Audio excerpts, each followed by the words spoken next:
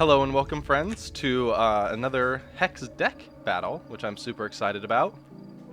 Today we're looking at the Coyotle Cleric, or the Unkillable Coyotle Cleric.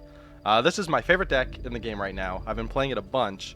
It's also the very first deck I made in Hex, but obviously it wasn't as good back in Alpha when most of the cards went in, we didn't have talents and all that sort of stuff. And right now, it's amazing how good this deck is. So I wanted to build a post and a video and kind of share it with all of you. So before we get in there, I'm a level 9 Coyotle Cleric. So basically, we won't go through all the talents, it's all in the blog post if you want to check it out, but basically, it's all about healing constantly and the blessings. So the Cleric is the class in the game, and that gives you basically a hero power. And so every 2 turns, essentially, if I'm playing resources every turn, I can create 2 blessings, which are 0-cost cards that go in my deck that heal me and draw another card. And then all the talents are about making those better, and then making clerics, classes that have the type, troops that have the type cleric in them better. It basically makes them heal a bunch and then duplicate also. So we won't worry too much about that because we'll get into it once we start playing the game. But that's what it is. It's a heal-centric deck that's all about healing very small amounts, and then the cards are all about taking advantage of healing constantly. The key piece is right here, the Righteous Paladin. Whenever you gain health, this gains +1/+1 permanently. And that has an equipment where if you aren't familiar with Hex, you can equip, 6 different items onto your hero for your deck. And these all modify certain cards. So the chest piece I'm wearing, or I guess the trinket I'm wearing, the Sigil of Grace, says that all of my Righteous Paladins, when they take damage, I heal as much as they take. Which is great because that means when they get hit, they heal me and then buff themselves immediately, so it helps make them a lot more survivable. And then some nice removal. Diamond has some of the best removal in the game. So we have all this cheap removal. And then just cards that are all about, here you go. Whenever you gain health, troops you control get +1/+1. So I'll buff your whole team. This guy is crazy. Side of the Sun. So you exhaust him, basically turn him sideways so he can't attack or block until your next turn. And then however many resource points you've spent, that gets filled back up, and you heal for that much. So not only can you basically double your resources every single turn, you're healing every time you do it, which is just crazy. And then this is the other kind of key card. At the end of the turn, if you gained health, create an Orkin and put it into play. And an Orkin is, when it enters play, it gets +1/+1 permanently for each health you gain that turn. So I have some turns, and then the equipment that I have for her creates 2 at the end of your turn. So if you heal for just 5, which isn't hard to do with this deck, you get 2 5/5s. And just like, if this card stays on the board for more than 2 turns, you just win. The board just fills up, you can chump block every single time. Onslaught is a great finisher. I love this art, the extended art. Basically just, your troops get really big and just punch face. And then another key piece is Eternal Guardian. So prevent all damage that would be dealt to you and other troops you control. This is just a card that's good at beating the AI, because the AI doesn't really know how to deal with it. It will trade into things that it should kill, but because of this, it doesn't. And so you just get a lot of good things. So as you can see, I've beaten almost every single thing on the map. There's this here, which is basically a bunch of like piranhas in the river, and you just have to build like a gimmicky deck just to beat that encounter. I just haven't gotten around to it. But other than that, this deck has beaten everything. So this is Devonshire Keep. If you haven't seen a Hex dungeon before, when you enter it, there's basically, I'm going to explore this keep and run into encounters along the way. And I have 3 total lives, so I can lose 3 times as I'm beating all the encounters in the whole thing. And if I lose 3 times, I get kicked out, and then you can't finish it. But thankfully, with this deck, that doesn't happen. I think I've maybe not finished this like twice out of like 40 runs. So like 90% win ratio, that's pretty good. So let's see, this is a good starting hand. Really, we just want both. Oh, we didn't even talk about this card. So this guy's crazy. So if you gained health this turn, which this deck does, exhaust this and gain 1/1 resource permanently. So every single turn, this guy just adds a resource to your deck. And then if you get all the way up to 20, which has only happened once, and it's usually just, I was winning anyways, but I just wanted to do it, this thing gets huge. Oh, I didn't change my gear. Let me change my gear. We're going to concede. Oh no, we lost the dungeon. I kept forgetting to change my equipment out. Let's go ahead and quit. Oh, there you go. Now I've lost Devonshire Keep 3 times. Although that one was by choice, so I'm not sure it counts.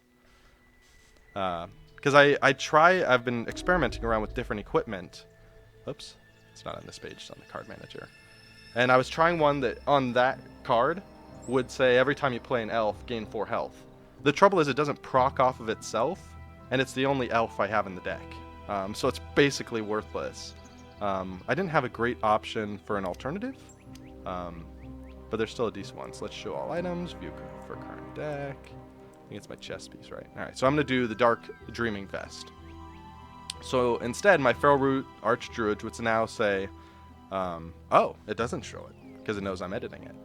Now I've given my Sterling Star Watchers lethal, which is really good because they're my early troops that drop down and they have Skyguard, which means they can attack flyers. And so now with lethal, those things just guarantee that nothing can happen early on if I get it on the board. Because there's really only 2 ways I've lost with this deck, and that's where there's one dude, he's a 1/2, I can't remember his name, I'm sure we'll see him here, but every time I take damage he gains an attack. And so sometimes that guy just gets out of control before I can really deal with him. So that troop will be really good in dealing with him. And then the other one is there's a 1/1 that is lethal, so if it deals damage to anything, it kills it. And if it hits me, oh, I didn't get diamond this time, but that's okay. I bet it'll be okay. So if nothing else, I got Jadem ready to go. He's a sweet giant dragon. Yeah, and so, oh, nice. Oh, let's talk about this, because this is the best part of being a Coyotle. This is perfect. So the Coyotle is the race, so you can choose your race and class, and then the combination of race and class also gives special benefits. But one of the racial benefits of being a Coyotle is you get these in your deck. There's Zodiac Blessings, and these actually change with the real-world Zodiac. So like the previous one was summon a random Coyotle and draw a card, and another one was like get an extra turn after this one, draw a card. So right now, this time of year, it's the Zodiac Thunderbird. So you get a Thunderbird in play, and they're all 0 cost, which is amazing. Oh, nice, and that's a good draw. So Thunderbirds are great, because they're 1/1, but they have Rage 1, which means every time they attack, they gain an attack point here. And so basically it just snowballs out of control. Oh, so he's going to burn my ramp, because that guy's really good. Howling Brave, you can tap him to get a mana for that turn. So it's not as good as the other one, because you have to do it every single turn just to maintain 1 mana or resource. There we go. All right, so at this point, if we were going for a full clear of Devonshire Keep, I would quit and start over. Because the way this first battle works, which is kind of fun, because there's a lot more going on in these dungeons than you might expect. If you get lit on fire during this encounter, when you come out, part of the keep is burned down, because you basically get knocked out, and so by the time you wake up, the keep is all burned down. What is that guy? Okay. And so a lot of times, if I'm going for a full clear, which was really fun to do at first. Oh man, I'm getting so lucky. So we're not going to play this right now, but let's look at it. So this is one of the cleric talents I've built. Every time I create a blessing with my hero power, there's a 10% chance that it gets turned into a blessing of the immortals. So what this is it has everything else that a blessing normally does, but it also lets you play a target card in your crypt for free, which is over here. So any card that has died. So I could, that's actually, maybe that's what I'll do. Now let's do that. So let's go ahead and play the other blessing for free. So we'll go ahead. Oh, and we drew another one? This game is loving me right now. And I got a resource. So there we go. Boom. Look at all these dudes. On my very first turn. This feels great. I'm pretty sure that guy's going to trade with me. So let's just go ahead and do that. There we go. So I wanted to trade with that guy anyways. And if he didn't, for some reason, I could have gotten a little more damage in. But you could see, like, the Zodiac Blessings are actually really good. And the reason I like them is I like having a few Hail Mary cards in my deck. Because some of the encounters in this game are really hard. They're really challenging. They're basically overpowered. And the goal is that you have to figure out a way to defeat them anyways. And cards like that, I think, are just really valuable for when you're in trouble. And normally you couldn't beat this. Every now and then you'll get a lucky streak like I just did, where there's basically no way I can lose this match now. Which I just think is really valuable, having some luck in there that you can rely on. Oh, Yeah, dude, I'm getting all the good cards. So this is another cleric card. The cleric talent. I bought the talent. It puts this card in your deck. When you play a blessing, which are the things we've played to summon these and heal, copy it. So you gain health twice and draw 2 cards. And whenever you play a cleric, create a copy of it and put it in play. This is just insane stuff. So basically, almost everything in this deck is a cleric. Jadam isn't. But for example, this is, which lets you exhaust target troops by paying mana. So it's just a really good way to make sure that you can always get through and nothing's causing big problems. Actually, I think I just win right now. But we got to see Divine Altar. So you saw I played only 1 copy of it, and it gives you 2. And that thing just stays on the board forever. It's fun, because that's another Hail Mary card. When you start a match with 2 resources in your hand and the Divine Altar, you just win. Like, they have to win by turn 3 or else you win. And so that's another one of those cards, and that's how I beat Killipede, which was one of the really hard challenges in this game that I wasn't even sure if I was going to beat it. But I just got really lucky. I got Divine Altars, I got Blessings. The dude didn't stand a chance. And it's like, that was a 1 in 20 game. But if I had played that encounter over and over again, I would eventually get lucky enough to win it. And so that's valuable to me. So you can see, because we got burned, this side over here is all burned down. If I hadn't gotten burned, basically I could go through here and there's more encounters, and if you fight all the way to the end, you can choose a super powerful card to add to your deck for the rest of this dungeon. And you can choose from any different, of the different shards, the different colors. But since we didn't do that, and I think we're just going to go for a fast clear anyways, just to kind of show the different versions of the deck. So I want to get the Righteous Paladin in play and show you guys just how big he can go. Oh yeah, look at that Zodiac Blessing. Feels good, man.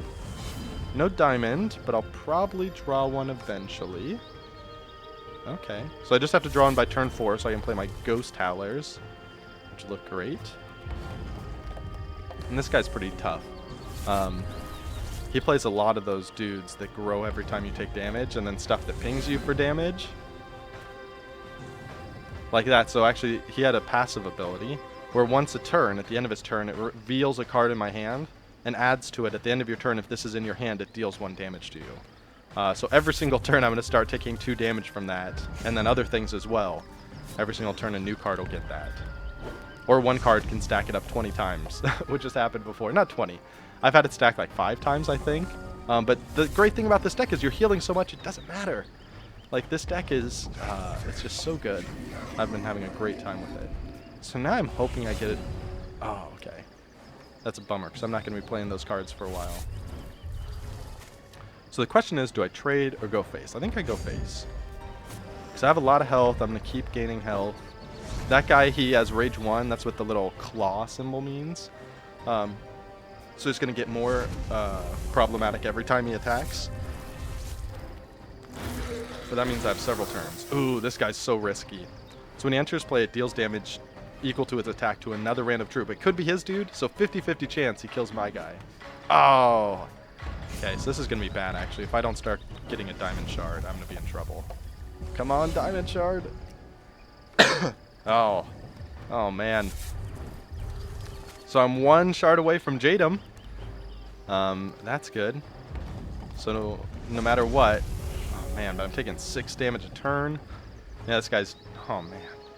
Yeah, so I need to get Jadam out of my hand because he's doing 4 damage a turn to me. Come on, any card. Alright, so I want to draw a Wild Shard and I want him to add it to Jadam, since I'm going to play that card anyways. Oh, man. Oh, no, it hurts. I may have lost this game. Yeah, I may have lost. So, in this case, I probably shouldn't have kept a hand that had only diamond troops and no diamond. Yeah, that's game over. Bummer. Wow. I hope I don't lose. I haven't lost Devonshire Keep in weeks.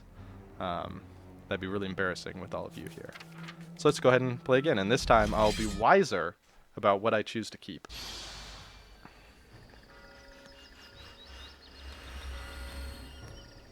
Peaceful birds in the background. Alright, come on, better draw. Actually haven't got Shard Screwed in a while. Eek. So this is tricky, because, I mean, Divine Altar is awesome with 2 blessings. But do I want to rely on drawing shards? I don't think so, right? Because we just did this last game and it didn't work. Oh no! I hit Keep Hand. Okay, well the good thing is, because they're quick actions, nice, I can play it on their turn. Oh, yes! Whew. That was about the luckiest draw I could have had. There's the Rot Touch Ghoul. So that's the thing, if it hits me, it adds a dazed counter to me, which increases the cost of all of my cards by 1. So I think I need to trade one of the Thunderbirds into it. So I want to make sure I get Divine Altar next turn, because then I can't do Sterling Watcher the next turn. Phew. Alright. We're okay. I'll trade my dude, unless he has the Swift Strike buff. Okay. Oh, he's got 2 of them? Oh, man. Cool. Well, I was going to play that Divine Altar anyways. And now I've got the resources I need for Repel as well. So I'm not going to be able to stop the Rot Touch Ghoul. So I think I'm just going to go face. So next turn I'm going to have enough to play the Sterling Star Watcher anyways. Because he'll cost 3, but I have a resource ready to go. And he has to answer these Thunderbirds or else I'm just going to win. This has been one of my favorite, actually, Zodiac Blessings. It's really good. Ooh, Rage. Okay. He's got a lot of damage over there, but that's alright. I'm healing up. He's at 10, I'm at 30. Not worried about it. Cool. So it revealed and put it on the card that I was going to play anyway, so that works out great. Yeah, give me 2 of those. Feels good. And then punch it in the face for 7, so he's dead next turn. Unless he finds a way to win. And that's why, man, you can do this Cleric deck with a lot of different races, but Coyotle Cleric with those Zodiac Blessings that get benefits from all of the same... Let's just go ahead and take damage. They get benefits from all your talents that buffed Blessings anyways, which you were buying in the first place. Just so good. Oh yeah, give us that double blessing. So then, because the Divine Altar doubled it, oh look at that.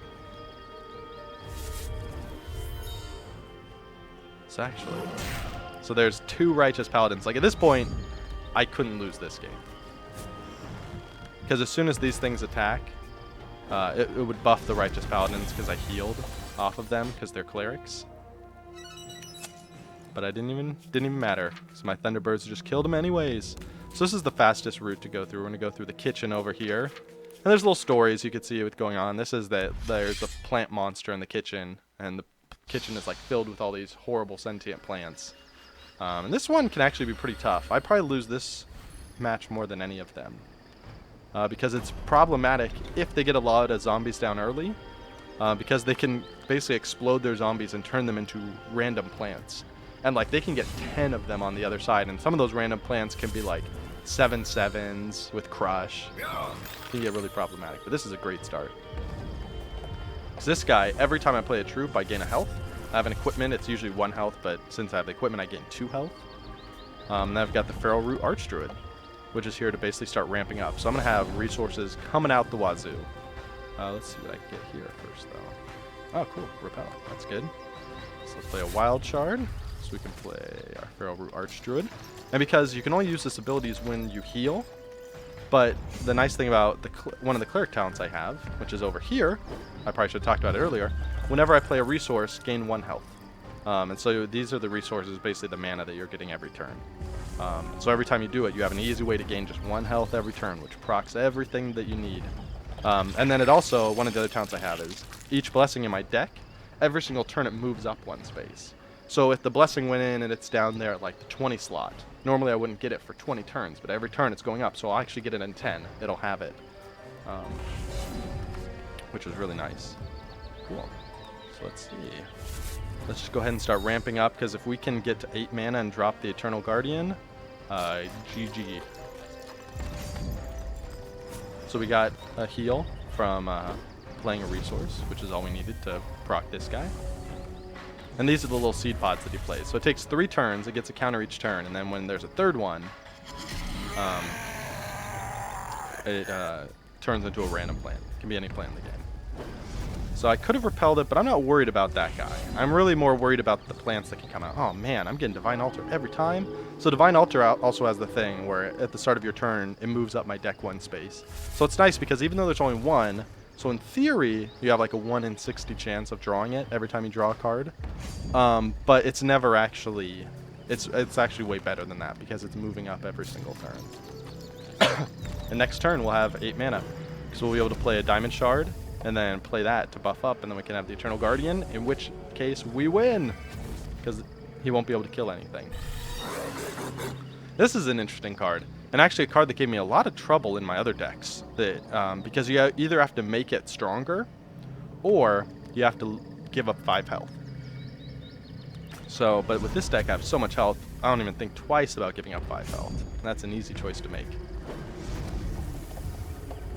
So I have all the health in the world. So, I mean, I'm still actually positive health from where I was at the start of the game. I think I start with like 29 or something like that. Boom! Look at that. So now everything here says prevent all damage that would be dealt to this. So I'll just go ahead and swing out. That effect doesn't apply to the Eternal Guardian, though. So you just have to protect the Eternal Guardian. Okay, so this plan is no big deal. Because every time he plays an action, it gets really strong, but this deck doesn't have a ton of actions. I think I'm just going to take the hit. So I'm not worried about the health, and I don't want any tricks to happen that kill my Eternal Guardian. Oh, yeah, Forever's Child! This is the one that makes dudes based on how much health you gain this turn. So let's go ahead. I mean, we can actually just win now, but I'll wait one more turn. Just so we can see. Okay, at the end of my turn, how much health did I gain this turn? 4.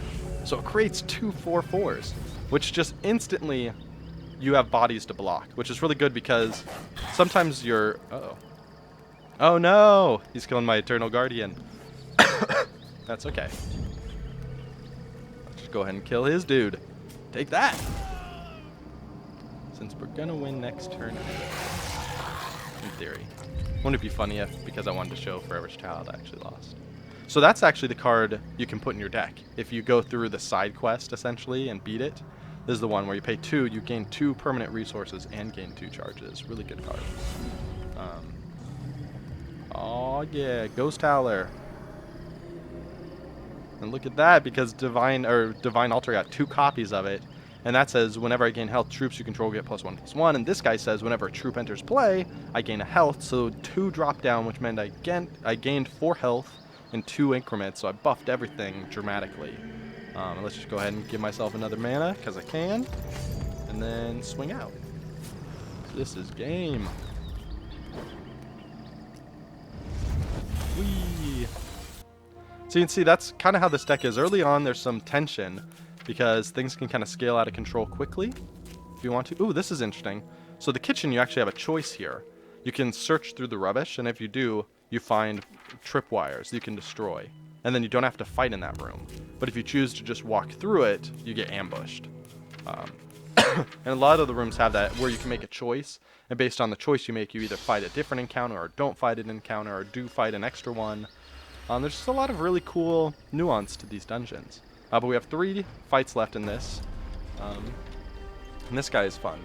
This is kind of a preview. It's interesting. The next 2 fights are kind of a preview of the final fight, which is basically the 2 previous fights combined.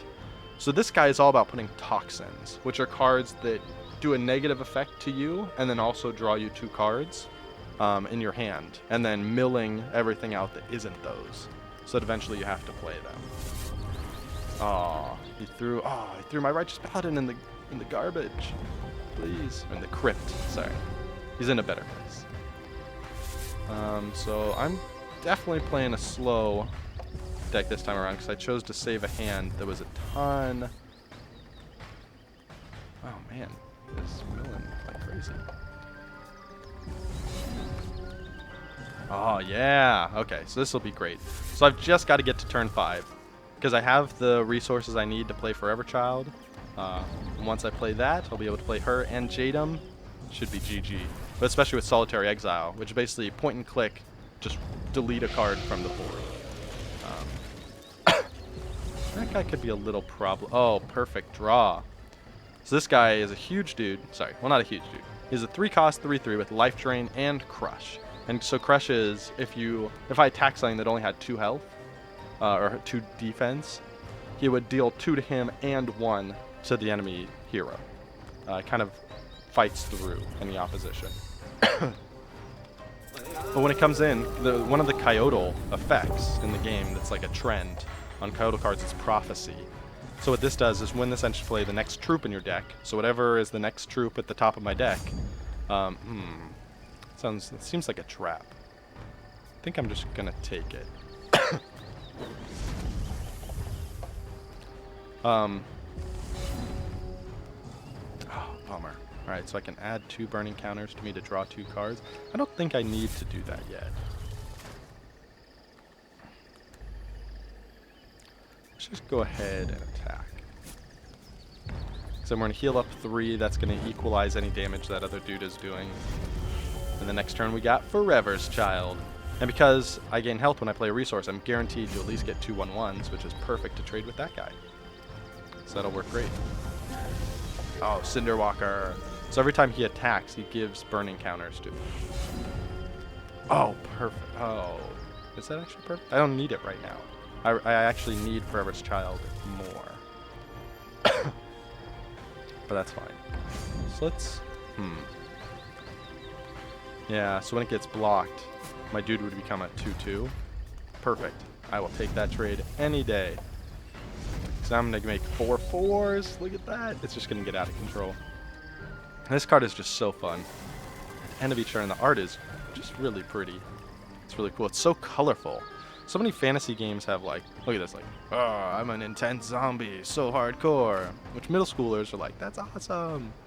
But I really like the playful, colorful. It's really cheery. And you can't do anything, so I've got my sweet 4 4s on the board. So now, we're going to play the Divine Altar. So then we double our blessings, which means we're healing for 8. So that's already an 8/8 we're getting, or 2 8/8s we're getting. And then create Vector Clergyman, which makes 2 of them. And they have Inspire, which means troops that come in that have the same cost or more, it buffs them and gives them 1/1, so it buffs itself. And now any other card I play will get huge buffs. Just go ahead and attack. So I'm going to make 8/8s or what, 9 9s, I think. So even if they kill my 4 4s, no big deal. Oh yeah, this card is so good. This card was basically made for this deck. It was one of the cards when I saw it on the auction house. I had to spend almost all of the gold I had accumulated in-game to buy it, but I immediately did. And I eventually ran this dungeon enough so that I could buy a second one because I needed it, quote unquote. I think I win if I play this, so let's just go ahead and do that. So Solitary Exile, get rid of the 6/3, and swing out. Even if I don't win, I'm going to make like a 20/20 off of the Forever's Child. Nice and easy. Alright.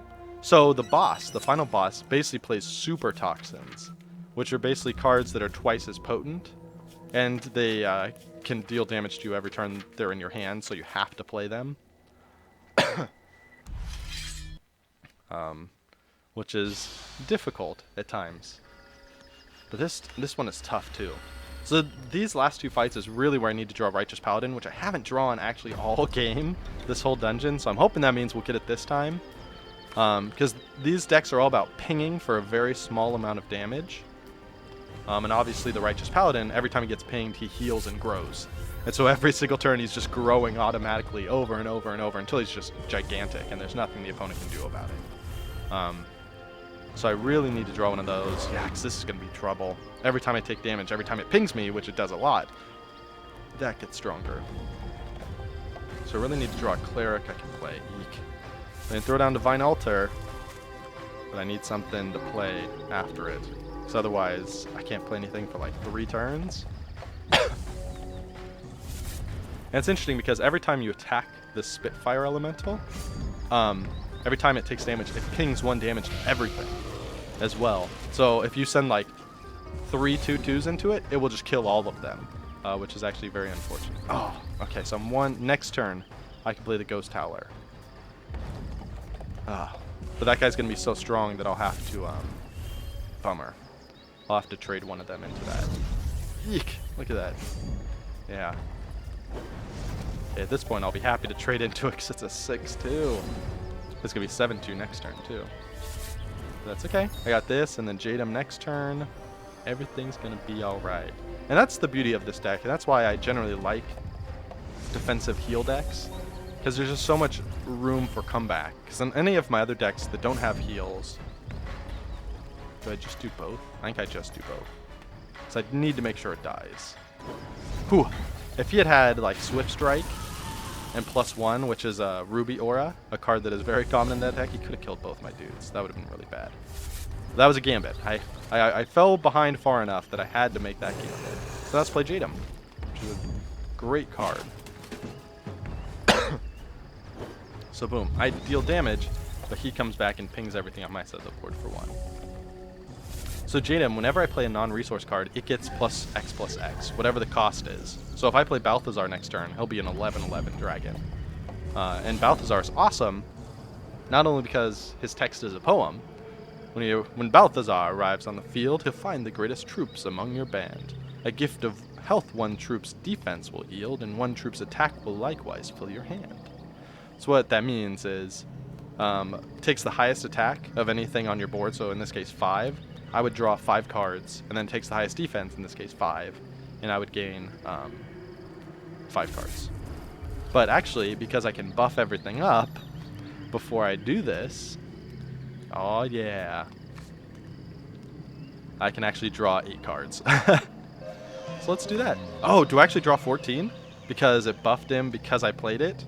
Yeah, look at all those cards. Look at all those blessings. So that's actually pretty incredible.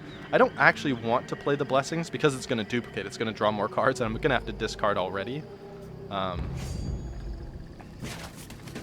Balthazar is a key player in this. Just I don't really have many spells in this deck. Instead, I just have a bunch of troops that have spell-like effects. Similar to like this guy that buffs every time. Let's see. What don't I need?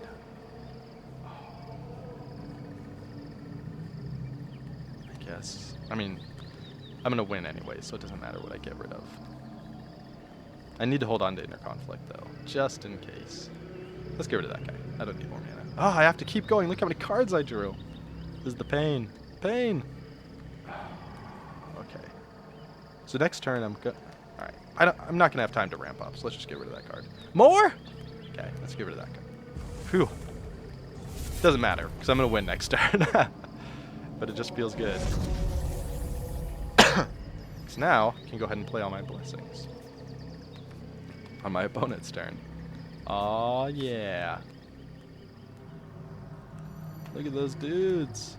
Oh, so normal blessings aren't quick actions. So it's only the Zodiac blessings. There's another reason to play Coyote. Look at all these Thunderbirds. So good. Oh, you killed one of my dudes? What am I gonna do? Alright, so first, play the Paladin. Look at that. Oh, I should have played the Scrivener first. That was dumb. I missed out on a lot of buffs there. Oh well. Still, it's just, you can see how crazy this is getting. So I'm just going to keep healing. Every time I heal, those things grow. Every time I heal, this thing is buffing my entire army as well. Just keep going. Divine Altar is just duplicating it all. Like, there's actually a chance you could mill yourself if you're not paying attention. And that's why one of the cards that I have is like a sideboard card that you bring in when you need it. Is, look at all this. It's so good. Oh man, if I would have thought through, I would have saved enough mana to play Forever's Child, because I would make like a 50-50 at this point. Oh yeah. Look at that. So everything is just buffed up like crazy, and that's what this whole deck is about. So let's go ahead and buff them up one more time. 2 more times since we had Divine Altar. It actually takes the computer a long time to process it all. So let me go ahead and I'm gonna run Fraps real fast so I can take a screenshot, because I need some screenshots to put on this article. There we go. So we're just gonna swing out because we have a bazillion damage and there's nothing they can do about it. Like we'll hit him to like -100. Oh, 97, so close.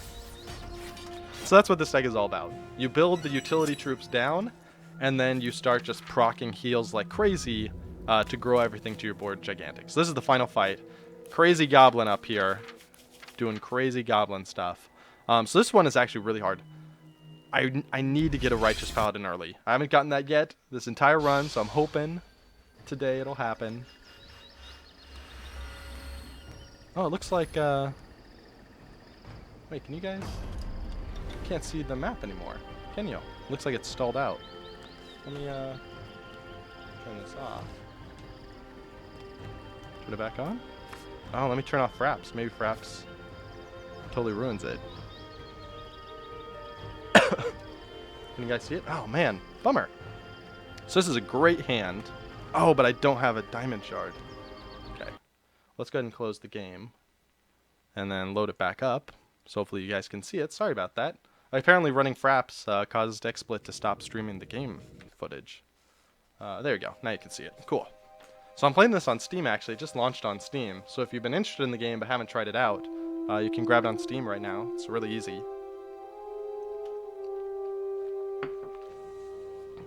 Yes, I would like to connect. So this is a tough call. I think I have to throw back the hand. Because this deck, it starts with a Spitfire Elemental in play, which is basically the boss from the last time. So every turn it pings everything for 1. And then whenever it takes damage, it pings everything for 1. And so playing the Righteous Paladin is perfect. Because with that equipment, he grows every single turn. As soon as you drop him on the board, you just win. Like, there's basically no way for you to lose. But I don't have any diamond shards, so I think I need to try again. This is much better already. Yeah. Oh, perfect. Awesome. So it's trouble because it's going to kill my Zodiac Thunderbird. Unless I save it. So actually, since it's a quick action, I'll wait until after the end of this turn where it pinged everything, so I can at least get 1 attack out of it. And hopefully draw a diamond shard. Oh, no, wild. It's okay. Now at least I have one. Oh, rock touch. Yeah, man, it's just rough. Because there's so many things that... Yes! We win! We win! We did it! It was that easy. And that's why I love this deck. So we're just going to go ahead and do that. Go ahead and swing, because this thing is going to get killed at the start of its next turn by Spitfire Elemental. And then at the start of a turn, boom, it pings everything, it heals, so then it bumps itself up. So basically we just have to keep this guy on the board for a couple turns, and it's just going to grow out of control. Uh-oh. Oh. Okay, that's okay. I've got Solitary Exile. Oh, that guy's going to be a problem, true. Eek. Oh. So his power is transforming a random card in your hand into a super toxin. So this is, I have to avoid 2 cards I control, which means basically I can't play this card, because I would just lose. And I can't attack. Oh, but I can heal him. So I'm fine going the long run. Yeah. Ugh. So I'm going to hang on defense so I can attack that guy if he comes out. Oh, Bloated Zombie. He steals a card from your hand. Oh! That was going to be a really good card. So do I kill that guy or let it keep buffing? I think I just let it keep buffing, so I take the hit. I'm relying on getting a lot of heals.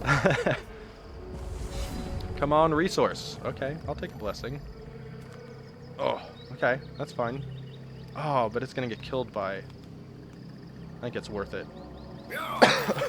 I just need to start buffing up this guy. Because as soon as he gets to 8, he dominates the board. And I have to stay ahead of this Sweltering Zombie, or else that guy's going to be trouble. Eek. Oh no, he's too high. Oh man, I'm going to take a ton of damage. Okay. So I think at this point I have to kill this thing. Even though it sucks. So I just can't keep taking damage. And that... Because this guy's huge, I'm healing for 11 every time I hit it. So I would have been down to 4 health if I hadn't done that. So that was actually really useful. Oh. Okay.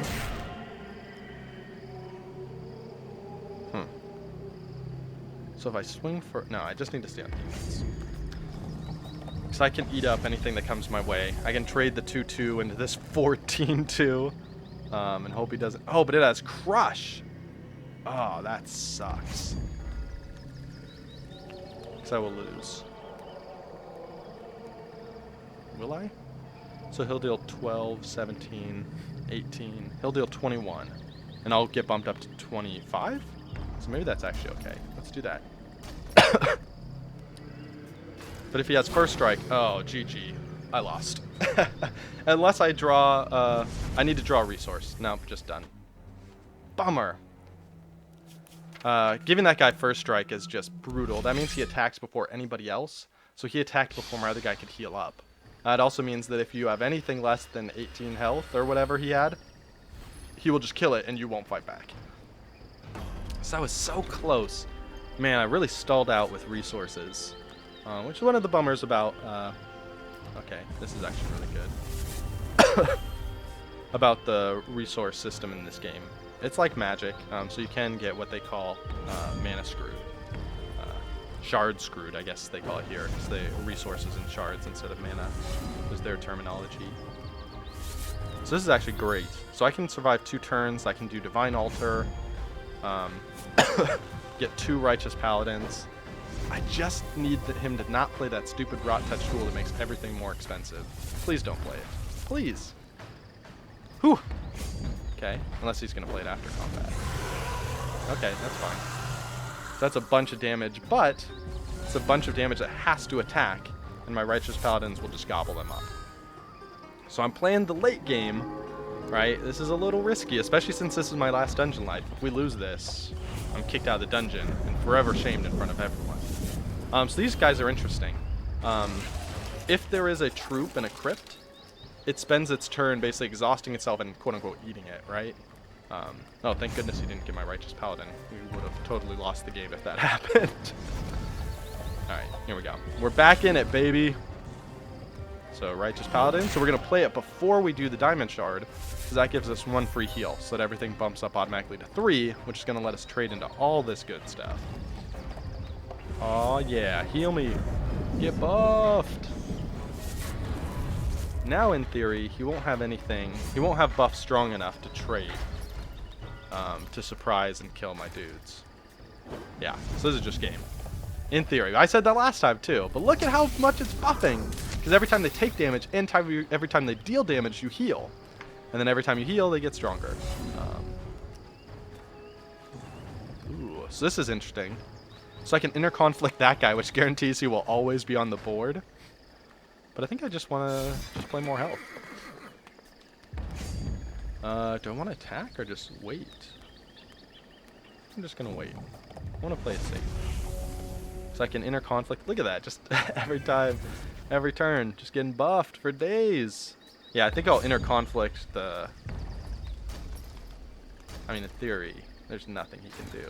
I'm just going to gobble these things up, heal for a bazillion. Look at that. And they just keep growing. Yeah. So these guys are key to beating this fight. I had a really hard time with this fight in general until I started playing this deck. Oh, yeah. Forever Child. Oh, I'm still 1 mana short. I'm way behind. All right. That's fine. I can at least do this guy and start ramping up. Look at that. Getting 2 copies. It feels good. And actually, let's just go ahead and add some explosive shards. So he's going to have to trade and I'll still get like 18 damage down. Oh, and that guy can't even block. So I basically almost killed him right there. Yeah, look at that. So, it's so good. So that's why I love interconflict. It's actually one of the reasons in this deck. It makes sure that that thing can't attack or block, so we can't get rid of it. And every turn it just pings the Righteous Paladins. It just grows my dudes every single time. I'll just take damage. I'm at like 100 health. I don't care. I win. So this is fun. So with the removal we have, actually... can just go ahead and get rid of that guy. Let's go ahead and buff up again. Let's give ourselves tons of mana. We can interconflict that thing. Man, these cards are so good. You just instantly get resources that you can spend. So I just neutralized this whole board and will now punch him for 53. So this is the Unkillable Coyotle Cleric deck. If you want to check it out, GameDiplomat.com, I did a whole post that lists all the cards, all the equipment, all the talents, and even cards that you can opt in if you don't have all the legendaries, which I definitely didn't have at first. Even right now, I'm not running the perfectly ideal decks. I'm still trying to earn gold to buy. However, you can see I got these cards and this equipment, and I got about 2,000 gold from the run total, which is great. So every time you run the keep, that's the fastest route. You can get a little over 2,000 gold, and then just buy the cards to make the deck better. So I hope you enjoyed it. I had fun showing it to you. It's my favorite deck in game, like I mentioned. And I've never built a deck in a TCG that has a higher win rate than this. At least in PvE, right? Because I'm not playing PvP, because equipment and talents and stuff don't do anything. It almost always wins. So even there, that was the stickiest run I've run, because we got down to 1 health in Devonshire Keep, which is the max level dungeon in the game right now. But thanks for watching, and we'll talk to you soon.